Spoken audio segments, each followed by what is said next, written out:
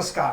कार्यक्रम समाज संवादमा म रोजन राईको राजनीतिक, आर्थिक अनि सामाजिक विषयवस्तुमाथिको विश्लेषणसँगै समसामयिक अनि आम जनसरकारको विषयमा केन्द्रित रहेर हामी समाज संवादमा कुराकानी गर्ने गर्छौँ। आजको समाज संवादमा हामी नेकपा भित्रको आन्तरिक विवाद र यसले राजनीतिक वृत्तमा पार्ने प्रभावको सन्दर्भमा कुराकानी गर्ने गर्छौँ। आज हामी नेपालको राजनीतिको कुरा गर्दाखेरि अत्यन्त अन्योलको अवस्थामा रहेका छौँ। विशेष गरी संविधानका केही धाराहरू प्रधानमन्त्रीले मिच्यो भन्ने मुद्दाबाट अगाडि बढेको राजनीति यतिखेर राष्ट्रिय राजनीति त अलमलमा छ नै, स्वयं अहिले मुलुकको ठुलो दलको रूपमा रहेको नेकपा एमाले पनि आन्तरिक कलह र किचलोभित्र रुमलिरहेको छ। त्यही भित्र अहिलेको अध्यक्ष अर्थात् प्रधानमन्त्री केपी शर्मा ओली र माधव नेपाल र झलनाथ खनालको समूह भनेर पार्टीभित्र जुन किसिमको अन्योलता देखिएको छ, यसले पार्टीलाई मात्र होइन सिङ्गो मुलुकलाई पनि राजनीतिक रूपमा र अन्य हिसाबले पनि यसले अलिक अन्योलग्रस्त बनाएको छ र राजनीतिको निकास नहुँदाखेरि मुलुकको अन्य काम कारबाहीहरू पनि अन्योलग्रस्त रहने नै भयो। यिनै विषयहरूमा आज हामी केन्द्रित रहेर कुराकानी गर्ने गर्छौँ, जसको लागि आज मसँग पाहुना हुनुहुन्छ नेकपा एमालेका एकजना नेता एवं प्रतिनिधि सभाका मान्य जीवनराम श्रेष्ठ। उहाँलाई कार्यक्रममा स्वागत गरौँ। स्वागत छ यहाँलाई कार्यक्रममा। धन्यवाद, नमस्कार। अब यो नेकपा भित्र जुन किसिमको राजनीतिक द्वन्द्व देखिएको छ, आन्तरिक द्वन्द्व देखिएको छ, यो चाहिँ घट्दो भन्दा बढ्दो क्रममा छ। यसको निकासतिर जानु सक्छ कि यो द्वन्द्व चाहिँ अझ बढेर जाने अवस्था छ, के छ खास? अब परिस्थिति अहिले समग्रतामा हेर्दाखेरि जुन ढङ्गको एउटा नेकपा एमाले पुनर्स्थापित भइसकेपछि 9 राष्ट्रिय महाधिवेशनबाट निर्वाचित भएको केन्द्रीय कमिटी र त्यसको अध्यक्ष केपी शर्मा ओलीजीको जुन व्यवहारहरू हेर्दाखेरि तत्कालै द्वन्द्व समाधान भइहाल्छ भन्ने चाहिँ नि देखिँदैन।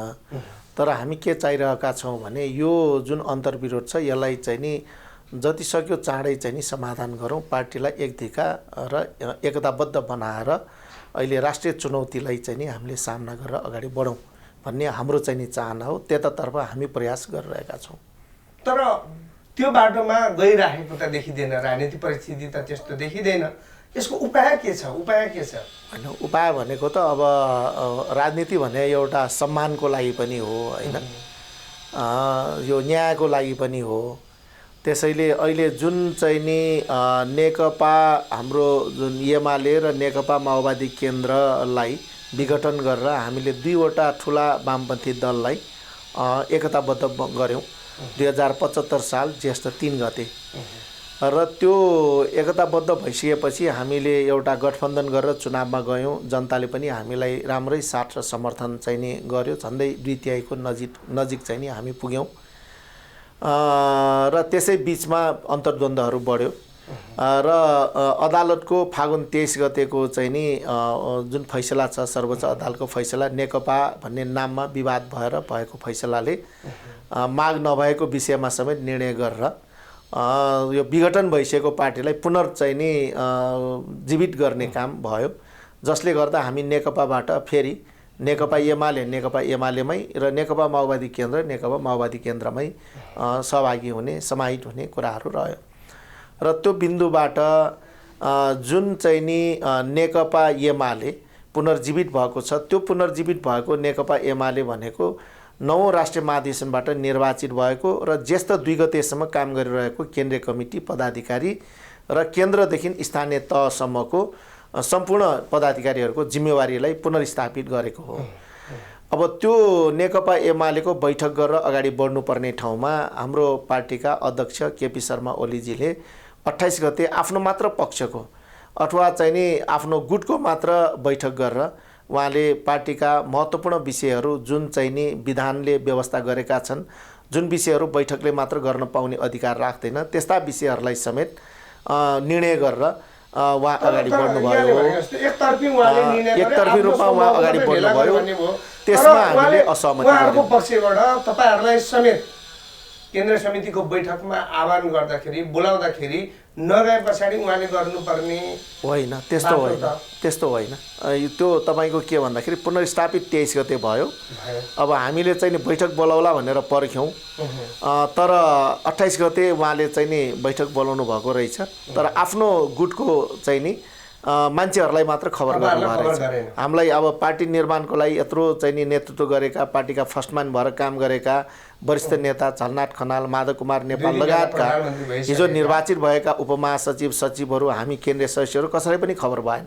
त उहाँले आफ्नो एउटा समर्थकहरूको टोलीलाई मात्र खबर गरेर बैठक गर्नुभयो, जुन बैठकमा असहमति एउटा न्यू खोज्ने कुरा मात्रै होला। जस्तै यहाँहरूलाई खबर पुगेको भए तपाईँहरू जानुहुन्थ्यो त्यो मिटिङमा? जरुर तर 7 गते त फेरि उहाँले सार्वजनिक रूपमै यदि तपाईँहरूले सुन्नु भएन भने विभिन्न मिडियाहरूबाट पनि हामीले भनेको छौँ, पार्टीको आन्तरिक सन्देश पनि पठाइरहेको छौँ, 7 गते चाहिँ आउनु होला भनेर। त्यत्रो कराएर सार्वजनिक रूपमा भनेको मिटिङमा पनि पहिला यस्तो त्यसमा त हामीले जाँदैनौँ भन्यौँ। किन भन्यौँ भन्दाखेरि 28 गते उहाँले जुन गुटको भेला राखेर त्यो बैठकबाट अवैधानिक ढङ्गबाट निर्णयहरू गर्नुभयो, जुन विधानले गर्नै नपाउने निर्णयहरू उहाँले गर्नुभयो र त्यसमा हाम्रो असहमति रह्यो।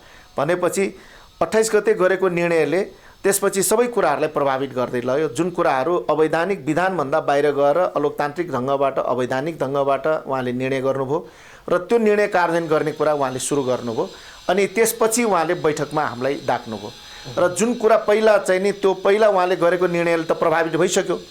त्यसो भएको हुनाले हामीले एउटै मात्र कुरा अहिलेसम्म के उठाइरहेका छौँ भने 28 गतेको बैठकबाट गरेका उहाँले निर्णयहरू त्यो पहिला चाहिँ नि सुन्नमा जानुपर्छ, खारेज हुनु पर्यो र अदालतले जुन चाहिँ नि पुनर्स्थापित गरेको 9 राष्ट्रिय महाधिवेशनबाट निर्वाचित गरेको हाम्रो चाहिँ नि ज्येष्ठ 2 गतेसम्म काम गरिरहेको एकताको 1 दिन अगाडिसम्म कार्यरत रहेको केन्द्रीय कमिटीको बैठक गर्नुपर्छ। त्यो बैठकबाट प्रारम्भ बिन्दु त्यहाँबाट सुरु हुनुपर्छ भन्ने हाम्रो कुरा हो। यो भनेको हामीले कुनै चाहिँ नि त्यो गलत कुरा भनिरहेका छैनौँ, किनभने हाम्रो वैधानिक व्यवस्था त्यही छ, अदालतको फैसला पनि त्यही छ। भनेपछि प्रधानमन्त्री एउटा पार्टी अध्यक्ष पनि हुनुहुन्छ र प्रधानमन्त्री पनि हुनुहुन्छ। अदालतको फैसला त उहाँले त झन् अक्षरशः पालन गर्नुपर्ने हो। उहाँले झन् अदालतको फैसलालाई समेत एउटा अपहेलना गर्ने काम गरिरहेको छ। अदालतको फैसला त 23 गते भयो हैन? 23 गते पछाडि उहाँले त 28 गते तपाईँहरूलाई तपाईँहरूको भनौँ न एमालेको बैठक राख्यो। बैठकमा तपाईँहरू जानु भएन, गएल हुनु? होइन, नगएको होइन, हामीलाई बोलाउँदै बोलाएन, हामीलाई खबरै भएन। म आज पनि तपाईँको टेलिभिजन मार्फत म खुल्ला रूपमा के भन्न चाहन्छु भने यदि हामीलाई बोलाइएको कुनै पनि माध्यमबाट हामीलाई सूचना पठाएको कुनै एउटा प्रमाण देखाउन सक्नुहुन्छ भने उहाँले होइन, चाहे त्यो फोन गरेको फोन कल त तपाईँको भइहाल्छ, अथवा चाहिँ नि रजिस्ट्रेसन गरेर लेटर पठाएको अथवा इमेल पठाएको अथवा मेसेज पठाएको केही त होला नि।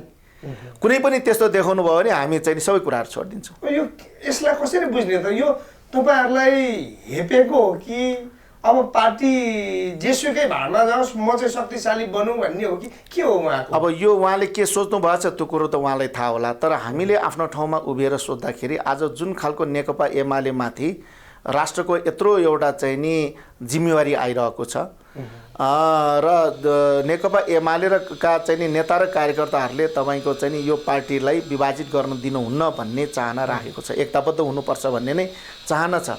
र नेकपा एमालेलाई माया गर्ने यो समर्थक शुभचिन्तकहरूले पनि नेकपा एमाले एक ढिका हुनुपर्छ भन्ने नै चाहना छ होइन? किन नेकपा एमाले प्रति आशा र भरोसा धेरै गरेको छ। यो मुलुकको समृद्धिको लागि, यो मुलुकको अग्रगमनको लागि, समाजमा चाहिँ नि निर्माण गर्नको लागि धेरै ठुलो आशा गरेको छ।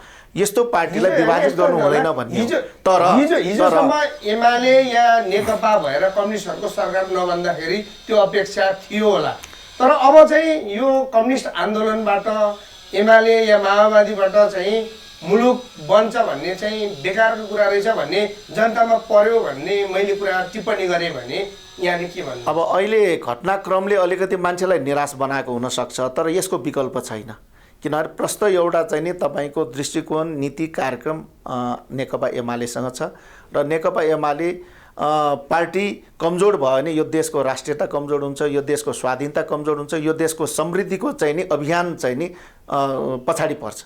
त्यसो भएको हुनाले नेकपा एमालेसँग त्यो कार्यक्रम छ, त्यो दृष्टिकोण छ, त्यो चाहिँ नि नीति छ। तर अब नेकपा एमालेलाई मौका पाउँदाखेरि जुन खालको हामीले चाहिँ नि हिजो चुनावमा घोषणापत्र लिएर गएका थियौँ, एउटा कमिटमेन्ट हामीले जनताको बिचमा गरेका थियौँ, तर विडम्बना भन्नुपर्छ, दुःखका साथ भन्नुपर्छ,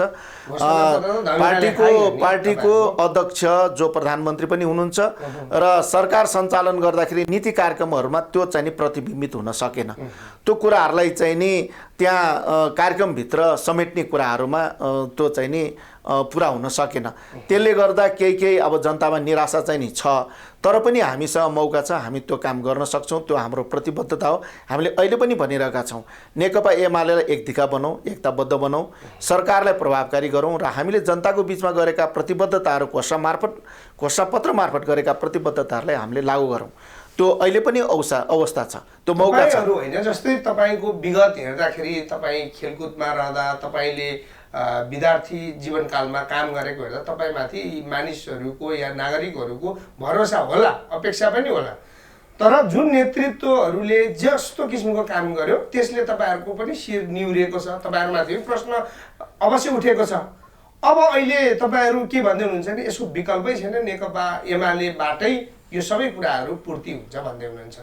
त्यही नेतृत्वले गर्दाखेरि तपाईँहरूको शिर झुकिराखेको छ, जनतामा खुला रूपले ठुलो छाती गरेर जानु पाइराख्नु भएको छैन। फेरि पार्टी एकै ढिका हुँदाखेरि पनि नेतृत्व त उहिरहन्छ। कसरी बदल्नुहुन्छ यी सबै? यस्तो हो, हामीले हाम्रो अन्तर्द्वन्द्वको सुरुवात भनेकै तपाईँको यी विषयहरूलाई लिएरै भएको हो। यहाँ चाहिँ नि कस्तो पदको लागि भन्ने कुरा भयो, पदको लागि थिएन कि नेकपा एमाले गरेका कमिटमेन्टहरूलाई जनताको बिचमा लागू गरौँ, घोषणापत्रमा गरेका कमिटमेन्टहरू हामीले सरकारको नीति कार्यक्रममा चाहिँ प्रतिबिम्बित गरौँ, त्यसलाई कार्यान्वयनमा लैजाउँ भन्ने कुरामा हामी चाहिँ नि कमजोर भयौँ, हामी पछाडि पऱ्यौँ भन्ने कुराबाट नै सुरुवात भएको। त्यसैले पार्टी बाधक जस्तो भनेको तपाईँले नाम लिनुहुन्छ हुन्न, तर प्रधानमन्त्री अहिलेको अध्यक्षले त्यो लागू गरेन भन्ने तपाईँहरूको बुझाइ? सरकार चाहिँ नि प्रभावकारी हुन सकेन भन्ने नै हाम्रो चाहिँ नि निष्कर्ष हो। किनभने सरकारको प्रमुख नै हाम्रो पार्टीको अध्यक्ष पनि हुनुहुन्छ। त्यसैले हामीले चाहिँ नि एउटा संस्थागत ढङ्गबाट अगाडि बढ्नु पर्यो अनि विधि पद्धतिबाट अगाडि बढ्नु पर्यो भन्ने कुराको सुरुवातै त्यहीँबाट भएको। त्यसैले कामहरू नेकपा जस्तै कतिपय कामहरू सरकारको आफ्नो स्वविवेकभित्र चाहिँ नि रहन्छ, तर कतिपय महत्त्वपूर्ण कुराहरू पार्टीको निर्णयसँग पनि सम्बन्धित रहन्छ, किन पार्टीले बनाएको सरकार हो नि त। त्यसो भएको हुनाले सरकार पूर्ण रूपमा स्वतन्त्र चाहिँ नि हुँदैन, त्यो पार्टीसँग आबद्ध भएरै अगाडि बढ्नु आवश्यक हुन्छ, त्यो पर्छ पनि। त्यसो भएको हुनाले हामीले अलिकति महत्त्वपूर्ण कुराहरूमा संस्थागत ढङ्गबाट जाउँ, पार्टीले पनि ओनरसिप लिउँ, सरकारले पनि त्यो कुरालाई चाहिँ नि नेतृत्व गरोस्, सरकार र पार्टीको बिचमा एउटा एकदमै न्यानो सम्बन्ध चाहिँ नि कायम होस् भन्ने कुराहरू नै हामीले उठाएका हौँ। ती कुराहरूमा हुन नसक्दाखेरि अलिकति अन्तर्विरोध चर्किँदै गएको पनि हो हिजोको अवस्थामा।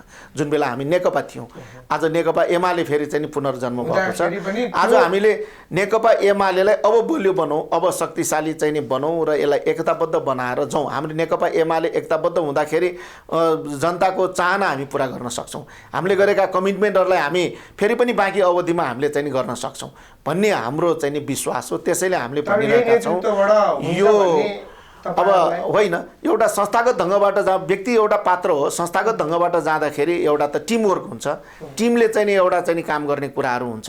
त्यसकारणले एउटा व्यक्ति सबै कुरा हुन सक्दैन, त्यसकारणले टिमले चाहिँ नि सपोर्ट गरेर अगाडि बढ्ने कुराहरू, टिमको लागि चाहिँ नि पार्टीभित्र संस्थागत ढङ्गबाट अगाडि बढ्नु पर्यो। त्यसो भयो भने टिमवर्क पनि हुन्छ। तर अहिलेको अध्यक्ष जुन वर्तमान अध्यक्ष हुनुहुन्छ उहाँ त त्यो लाइनबाट जानुहुन्न भन्ने कारणले नै द्वन्द्व चर्क्यो भन्ने तपाईँहरूको भनाइ होइन त? उहाँ नगएको हुनाले त्यो समस्या उत्पन्न भएको हो। अहिलेको समस्या भनेको जनाउने भन्दा पनि तपाईँहरूको लाइनमा प्रतिबद्धता जनाउने भन्दा पनि अझ तपाईँहरूलाई निषेध गरेर जानु खोजिराख्नु, त्यसले झन् थप चाहिँ नि असफलतातर्फ लैजान्छ, असफल हुन्छ त्यसले होइन। पार्टीलाई पनि एउटा असफल बनाउँछ, व्यक्ति पनि असफल हुन्छ, पार्टी पनि असफल हुन्छ र त्यसले चाहिँ नि भोलि तमाम नेता र कार्यकर्ताले त्यसको परिणाम भोग्नुपर्ने हुन्छ। त्यो एउटा दुर्भाग्यपूर्ण अवस्था रहन्छ।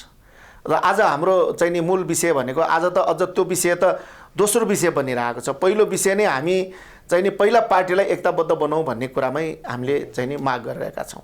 आज तमाम नेकपा एमालेका नेता कार्यकर्ता उहाँ बाहेक का सबैले एउटा एकताबद्ध हुनुपर्छ, पार्टीलाई विभाजित गर्नुहुन्न भनिरहेछ। विभाजित हुँदा कसलाई फाइदा हुन्छ भन्दाखेरि पार्टीलाई व्यक्तिलाई पनि फाइदा छैन, सरकारलाई पनि फाइदा छैन, पार्टीलाई पनि फाइदा छैन, मुलुकलाई पनि फाइदा छैन, कसलाई फाइदा हुन्छ, कसैलाई पनि फाइदा छैन।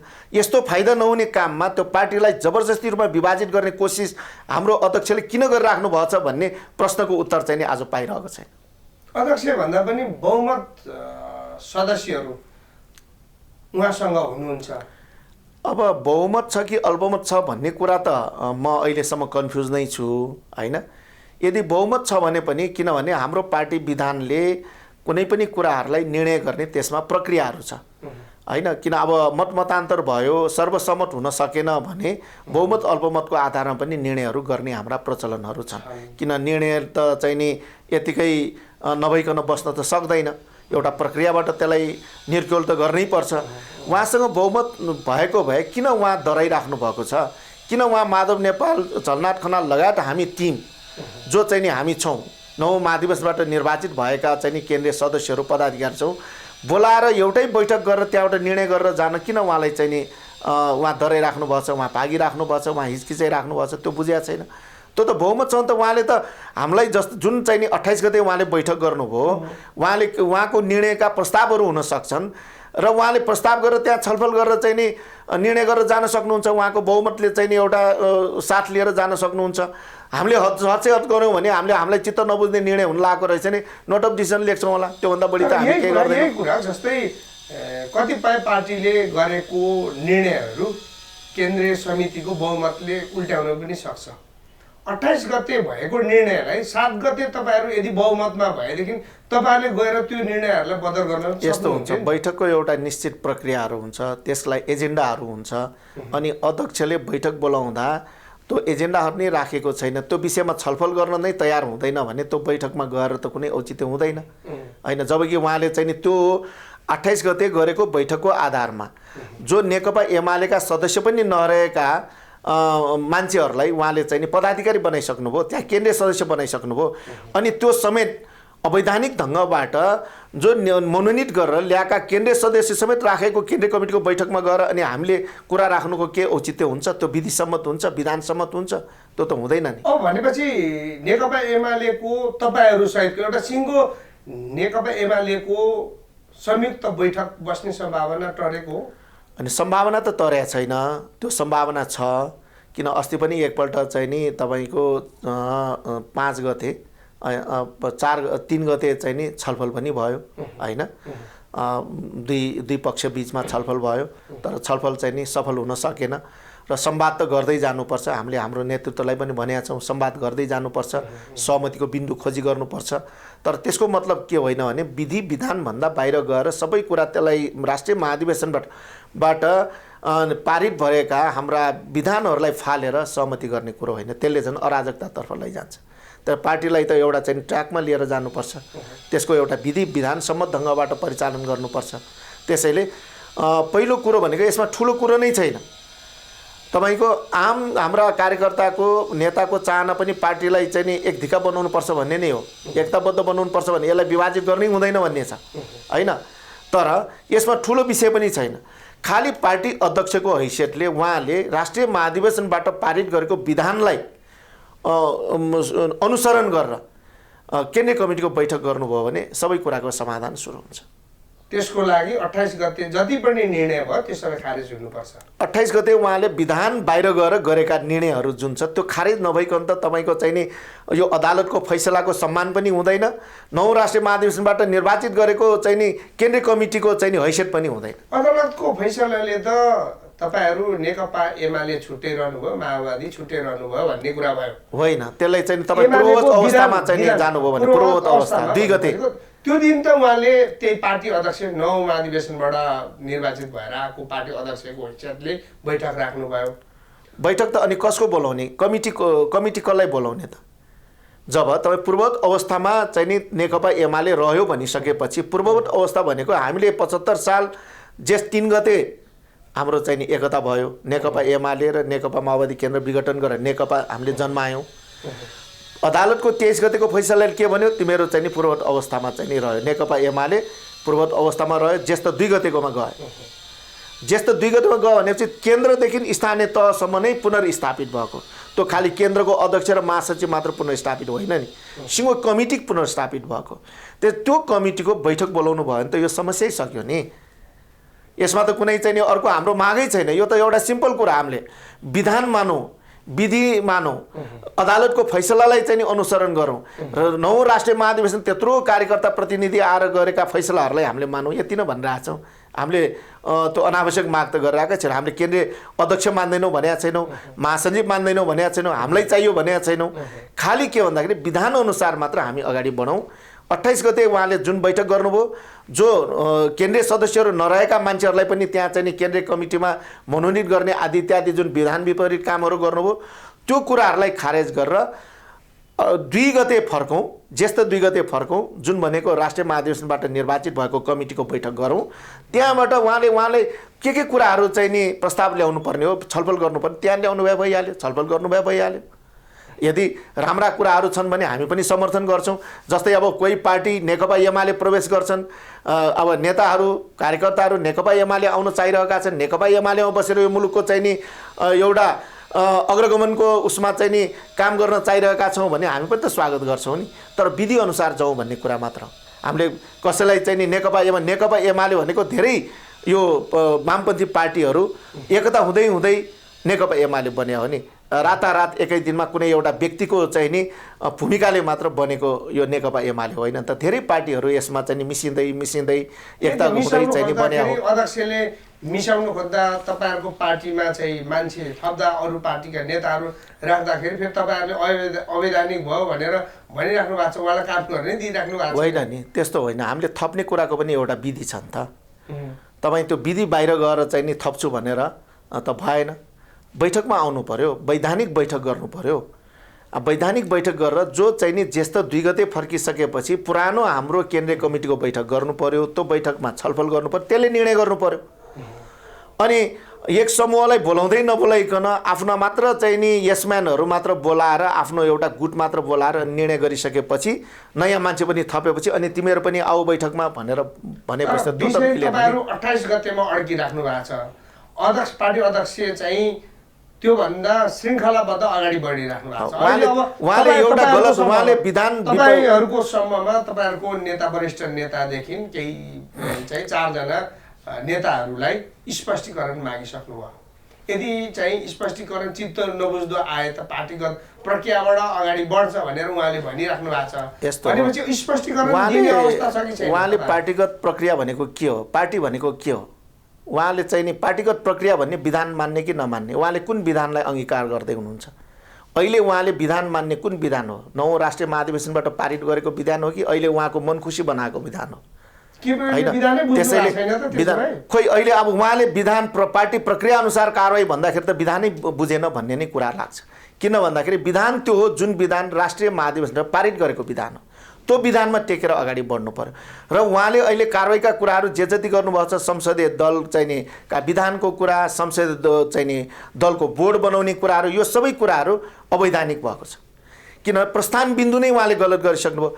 हाम्रो संसदीय दलको विधान बनाउँदाखेरि पनि, नियावली बनाउँदाखेरि पनि, संसदीय दलको बोर्ड बनाउँदाखेरि पनि यो पहिलो हाम्रो विधान अनुसार केन्द्रीय कमिटीले पारित गर्नुपर्छ। केन्द्रीय कमिटीले पारित गर्ने अहिले केन्द्रीय कमिटी को भन्दाखेरि विधानभन्दा बाहिरबाट गएर बनेको केन्द्रीय कमिटी छ अहिले। त्यो केन्द्रीय कमिटीले पारित गरेको संसदीय दलको विधान नै अवैधानिक हो नि। अनि त्यो अवैधानिक विधानबाट चाहिँ नि प्रक्रिया अगाडि बढाएर कसैलाई कारवाही गर्ने भन्ने कुरो त त्यो कसरी हुन सक्छ? तपाईहरुको विधानलाई हामीले अब बुदागत सबै विधानमा हामीलाई जानकार छ भन्ने त लाग्दैन, तर बहुमतको निर्णय मान्ने चाहिँ प्राय छ लोकतान्त्रिक चाहिँ पार्टीहरुको विधान त्यो होला। उहाँको भनाइ के छ भने बहुमत कार्यसमिति सदस्यले पारित गरेको, कार्यसमितिले पारित गरेको बाटोबाट म हिँडिरहेको छु, अरूले कहाँ के गर्छ मलाई थाहा भएन।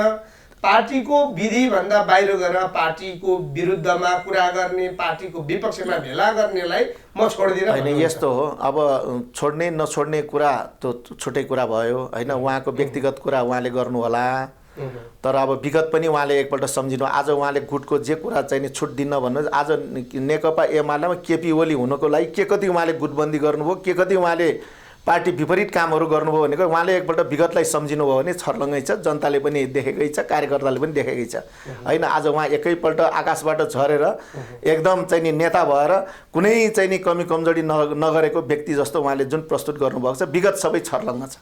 अचेल त तपाईँको मिडिया यो जुन चाहिँ नि आइटी यति एडभान्स छ, सबै कुराहरू युट्युबमा जाँदा पनि देखिन्छ, हिजोका उहाँका प्रेस मिटहरू हेर्दा पनि देखिन्छ। जबसम्म उहाँ अध्यक्ष भएको थिएन त्योभन्दा अगाडिका दिनहरूमा उहाँले केन्द्रीय कमिटीमा आफ्नो पक्षका मान्छे हार्दा फेरि ल्याउनको लागि एक्लो गरेर डिल गर्नुभयो कि अथवा उहाँले पार्टीलाई धम्क्याएर चाहिँ नि केन्द्रीय कमिटीमा आफ्ना सदस्यहरू पनि थप्नुभयो, त्यो सारा इतिहासहरू छर्लङ्ग छ। म यता जान चाहन्न, तर पार्टी गुटबन्दी हुनुहुन्न भन्ने कुरा हामी पनि मान्छौँ, गर्नु हुँदैन भन्ने हामी पनि के भन्छौँ। उहाँ आज जसरी चलिराख्नु भएको छ फेरि पनि उहाँले पार्टीको अध्यक्ष भएर पनि गुटबन्दी नै गर्दै हुनुहुन्छ होइन। त्यसैले त्यो नगरौँ भन्ने हाम्रो चाहिँ नि आग्रह हो। अर्को भनेको तपाईँको बहुमत उहाँसँग छ भने पनि हामी सम्मान गर्छौँ, मान्छौँ, तर वैधानिक ढङ्गबाट जाउँ नि त। ठिक छ, अहिले नयाँ अवैधानिक ढङ्गबाट थपेका सदस्यहरू राखेर मसँग बहुमत छ भनेर भन्ने भन्दा पनि अदालतले फैसला गरिसकेपछि नेकपा जुन एकताको दिनबाट पहिलाको दिनमा गयो, ज्येष्ठ 2 गते गयो, राष्ट्रिय भनेको राष्ट्रिय 9 राष्ट्रिय महादेशबाट चाहिँ नि निर्वाचित भएको कमिटीमा गयो। त्यो कमिटीको बैठक राखौँ, त्यसमा उहाँको चाहिँ नि एजेन्डाहरू पास गर्नुपर्ने छ र बहुमतले म लिएर जान्छु भन्छ भने त त्यो त हामी स्वागतै गर्छौँ नि। हामी हद्द गर्दा हामीले त्यसमा हाम्रो असहमति छ भने नोट अफ डिसिजन लेखौँला, त्योभन्दा बढी त हामी गर्दैनौँ होइन। मैले आशय चाहिँ पाएँ, स्पष्ट जवाब चाहिँ मैले पाइनँ। जस्तै स्पष्टीकरण सोधिएको छ तपाईँहरूको नेतालाई, तपाईँहरूको समूहलाई भनौँ, त्यो स्पष्टीकरण अब तपाईँहरूले पार्टी अध्यक्षलाई दिनुहुन्छ कि दिनुहुन्छ? होइन, मैले भने नि तपाईँ त्यो स्पष्टीकरण सोध्ने वैधानिक चाहिँ नि आधार नै उहाँको चाहिँ नि के हो? किन भन्दाखेरि अहिले स्पष्टीकरण अनुशासनको चाहिँ नि कारवाही भनेर उहाँले भन्नुभएको छ कि के भन्नुभएको छ, दलको बैठकमा हामी नगएकै हो, हामी आउन सक्दैनौँ भनेर पनि हामीले चाहिँ नि अस्ति लिखित रूपमै पनि पेश गरेका छौँ। यो कारणहरूले गर्दाखेरि यो विधि सम्मत नभएको, विधान सम्मत नभएको, पद्धति सम्मत नभएको यो दलको बैठक भएको हुनाले हामी चाहिँ नि सहभागी नहुने भनेर हामीले चाहिँ नि हुन नसकेको, यस्तो परिस्थितिमा हामी हुन नसकेको भनेर लिखित रूपमै दिएका छौँ होइन। एउटा अर्को हामी गएर दलको बैठकमै गएर हाम्रा चाहिँ नि प्रधानमन्त्रीज्यूको हातैमा हामीले दिएका छौँ, प्रेसलाई पनि हामीले त्यो कुराहरू सार्वजनिक गरेकै छौँ। अर्को भनेको अहिले स्पष्टीकरणको ग्राउन्ड के भन्दा विधान हो नि त। पहिला उहाँले चाहिँ नि त्यो राष्ट्रिय महाधिवेशनबाट पारित गरेको विधानको आधारमा उहाँ अगाडि बढ्नु पर्यो।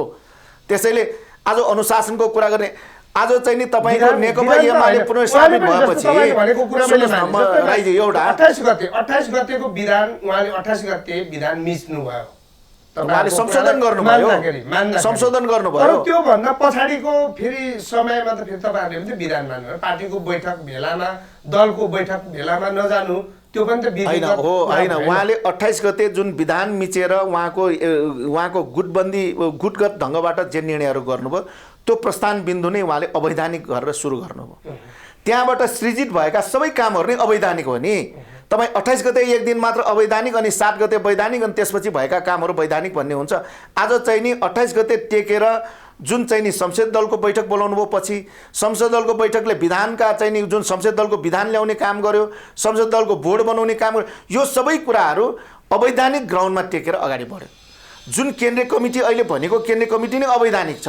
त्यो जुन राष्ट्रिय 9 राष्ट्रिय महाधिवेशनले चाहिँ नि निर्वाचित गरेको केन्द्रीय कमिटी नै छैन। हाम्रो ज्येष्ठ 2 गतेसम्मको केन्द्रीय कमिटीमा नरहेका मान्छेहरू त्यहाँ थपिएका छन्, अनि त्यसले गरेका निर्णयहरू त अवैधानिक नै भयो नि। श्रृङ्खलाबद्ध त्यसपछि भएका कामहरू सबै अवैधानिक हो। अनि अवैधानिक ठाउँमा टेकेर गरिएका स्पष्टीकरणलाई चाहिँ नि हामीले वैधानिक मान्नुपर्ने आवश्यकता हुन्छ, त्यो वैधानिक हुन्छ। अब यो सबै वस्तुस्थितिलाई हेर्दाखेरि पार्टी एकताबद्ध हुन सक्छ भन्ने कुरामा प्रश्न उठेको छ। हजुर, तपाईँहरूलाई के लाग्छ यो पार्टी अब तपाईँहरू प्रधानमन्त्री या अहिलेको पार्टी अध्यक्ष केपी शर्मा ओली र तपाईँहरूसँगै बसेर यो पार्टी सञ्चालन हुने सम्भावना छ? सम्भावना छ। कसरी? किन भन्दा उहाँले त्यो सच्याउनु पर्यो, उहाँले गरेको काम सच्याउनु पर्यो होइन। त्यसका अब यो कम होइन, त्यो त अब एउटा आफ्नो स्वभाव उहाँले चाहिँ भन्दै आउनु भएको पृष्ठभूमिहरूलाई हेर्ने हो भने त्यो सम्भावना देखिन। यदि त्यस्तो भएन भने के हुन्छ?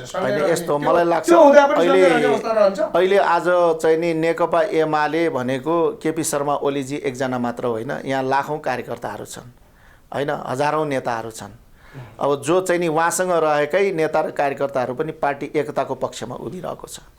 उहाँको अगाडि बोल्न सकेन होला, तर मनभित्र चाहिँ नि एकदम चाहिँ नि कुण्ठा भइरहेछ, मन पोलिरहेछ उहाँहरूलाई पनि। यो पार्टी विभाजित हुने हो कि यो पार्टी चाहिँ नि अध्यक्षको कारणले फुट्ने हो कि भनेर उहाँहरू अगाडि बोल्न मात्र सकिरहेछ, बाहिर सबैसँग त्यही कुरा गर्दै हिँड्नु भएको छ होइन।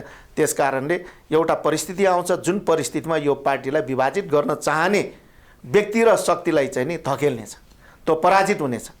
तर पार्टी एकताबद्ध भएर आज स्थितिमा त जुन तपाईँहरू धकेलिएको जस्तो देखिने, धकेल्नेहरूको ठुलो समूह देखिन्छ। होइन, हामी ठुलो समूह भन्दाखेरि पनि अब स्पष्ट रूपमा देखेको आज तपाईँको के भने अब नेकपा एमाले जो चाहिँ नि केपी शर्मा ओलीजीले नेतृत्व गरिराख्नु भएको नेकपा एमाले छ, त्यहाँभित्र पार्टी नै रहेको अवस्था बनेन। अब त किन भन्दाखेरि पार्टीको बैठक पनि गर्न नपर्ने भइसक्यो। त्यहाँ सबै अधिकार पार्टीको अध्यक्षले चाहिँ नि लिइसकेका छ।